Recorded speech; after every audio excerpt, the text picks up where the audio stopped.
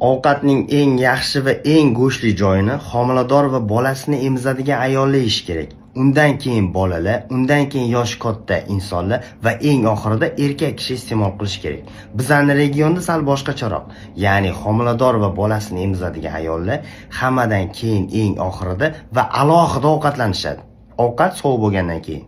Chunki bolasini emizadigan ayol hamma bilan birga ovqatlanadigan bo'lsa, bolasi yig'lab qoladi. Yig'layotgan bola hammaning ishtahasini bo'g'adi. Shuning uchun ayollar majbur bo'ladi yig'layotgan bolani ovutish uchun turib chiqib ketishga. Ya'ni hammadan keyin ovqatlanadi. Bu narsa 2-3 marotaba takrorlangandan keyin u ovqatga o'tirmay qo'yadi. Vaholanki birinchi bo'lib ovqatlanish kerak edi. Homilador va bolasini emizadigan ayollarni birinchi bo'lib ovqatlanishi uchun shart va sharoit yaratib berish kerak.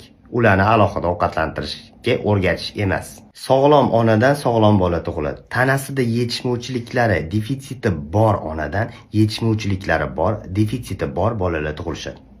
Bu bilan nima demoqchiman? Homilador va bolasini emizadigan ayollar yaxshi yeb, yaxshi ichish kerak. Ular go'sht, yog' mahsulotlari va sabzavotlarni yaxshisini iste'mol qilish kerak.